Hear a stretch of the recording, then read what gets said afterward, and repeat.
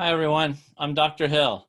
I'd like to walk you through the Trello board I made for our class this term, Philosophy 2202, Western Early Modern Philosophy.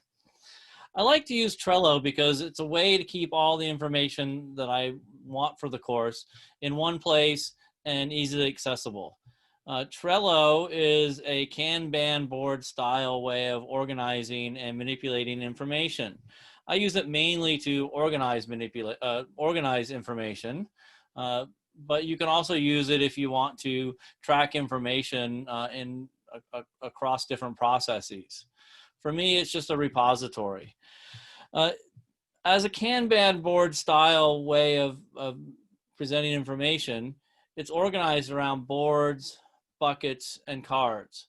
A board is just kind of what it sounds like. It's like a big bulletin board. The class itself is a board. We're going to have one board for our class. If you think of this like a bulletin board or a cork board, and you divide it into different sections, where you have a section here, section here, section here, those are buckets. Buckets are sections of the board. And then the cards you can think of as Post-it notes that you write information on and stick into different buckets or different sections of the board. So it's a really nice way of laying out all the information that you might want for the class and having immediate access to it in one place. You can see a lot at one glance and then open up the cards and get even more information on the inside or the back side of the cards. What I like to do when I set up a Trello board is I like to lay out the more general information on the left side of the board and then move to more specific information on the right. So the buckets on the left will be more general, things that you might need to start off the class, and then we work down towards a bucket for each week of the class. So that bucket, the weekly buckets, will contain the information that you want for the activities of that week of the class.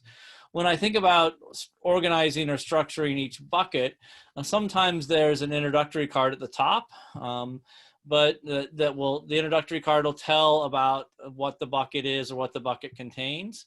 But for the most part, I tend to start with the information that's more useful or more important or more likely to be needed by users, and then work down to information that is less useful or less likely to be needed.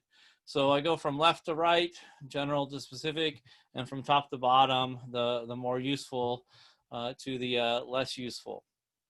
So let me share my screen, and I will show you what the Trello board that I'm using for this class looks like. So when you take a look at a Trello board, you can see that you've got the different buckets arranged from left to right, and then each bucket has a card. And you can see that the cards themselves have a lot of information on them. The front side of the card that we see here, if you start with the very first card, it's in the bucket information about Dr. Hill, he, him. That's me. The front side of the card, you have my name, my pronouns, and my office, Stevenson Hall 3140. You can also see that on the inside of the card, what's contained. These three little lines on the lower left side of the card, the lower left corner, says the card has a description. And then if you go next to it, you can see the card has a checklist. The card below it has an attachment. This attachment can be a link, it can be a PDF. There's a variety of different things that you can attach to a card. There are some cards that have what are called labels. Those are these color-coded things. So the label on this one, if you hover over it, you can see it pops up the term incomplete. The yellow labels are basically notes to me, saying that I need to finish this card, complete this so that it's done. The black labels, like we have here, are that says that the card contains information that will depend upon the charter.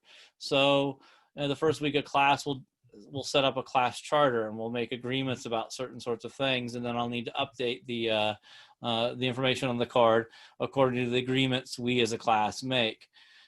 If you move further on down, you'll see that there are some red labels as well. These are in the weekly buckets, and these are for deadlines. So the deadlines, it's just a way of marking, visually marking the information regarding a deadline. So to walk you through my Kanban board, my Trello board, I start off with information about me. Again, you can get to know me a little bit better. And then there's course admin information about the administrative aspects of the course, things that we all need to deal with. There's a lot of cards on here. Starts with a video introduction of the course, which I have yet to make and post. Statement about accessibility, the course syllabus, all the way down to information about what to do if you have an internet service disruption, and a list of external contacts that it might be good for you to have access to. The next bucket, course norms and expectations, lay out certain sorts of norms and expectations. I want to open up one of the cards here, this course communication norms and requirements, so you can see what the backside or the inside of a card looks like. You can tell from the outside it's got a label, it's got a title, and then it's got a description, an attachment, and a checklist. So it's got a fair bit of information. Once we go inside, we can see the label, and we can see the description here.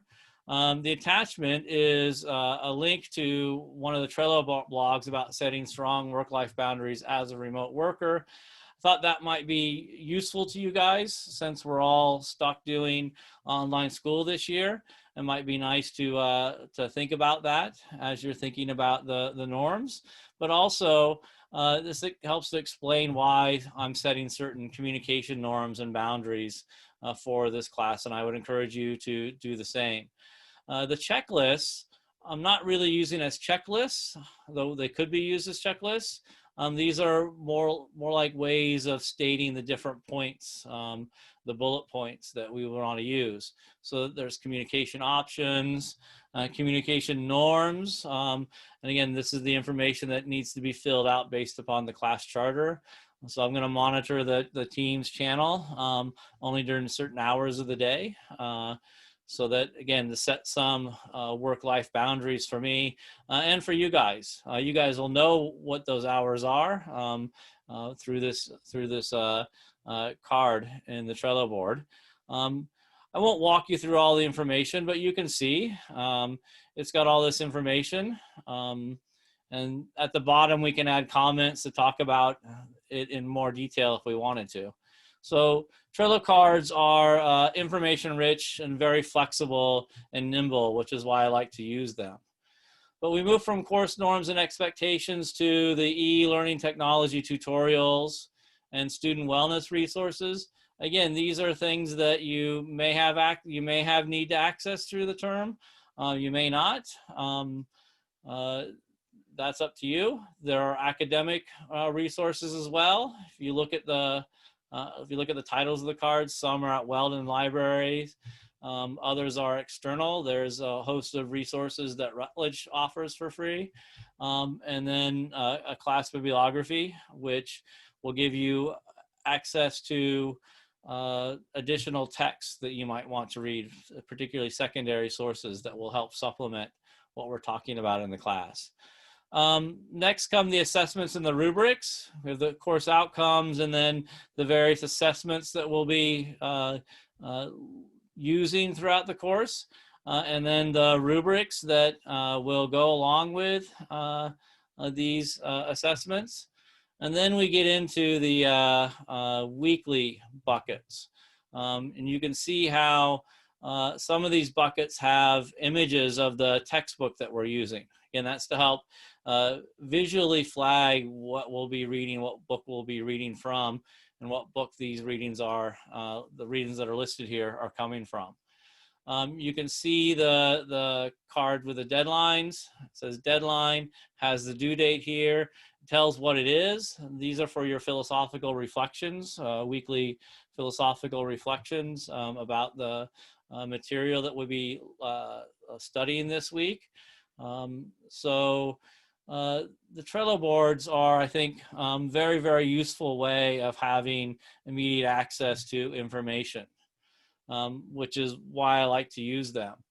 One of the nice things about the Trello boards is that it has what's called this calendar feature. If you go to the right side of the board, up here you see this thing that says calendar. If you click that, it converts every card and every deadline or date on the card to a calendar entry.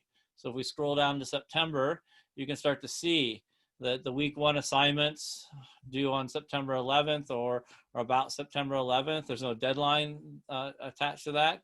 But here we've got a deadline card as well as the week 2 assignments. And you can use this to hopefully help you plan your own schedule and keep track of the material. Most things are due on Friday. The way in which setting up the work week is a Monday to Friday work week. And then the final day of class on the 9th, we have some more deadlines. You can switch back and forth between calendar view and the board view. The reason why you can see this board without a Trello account is because the board is set to public, and this is important. You guys don't need to sign up for Trello or register for Trello to gain access to this information. I make it publicly available. Anyone can view it and see it, access it, but no one can change it or add anything to that. Only I can change the board. Only I have access to do that. So the board is set to public. You don't need a Trello account to do this. But you can, if you have a Trello account, you can follow the board. And that's up here on the right where it says show menu. If you open that, here's the menu, and then you go down to the section that says more, and you can go down to watch. And you click that, and then you can see up here, it indicates that I'm watching this board. What that means is that whenever there's a change to this board or any kind of update, I'll get a notification of it through Trello. So that's the reason why you need a Trello account. If you want to follow the board, you're more than welcome to. You don't need to.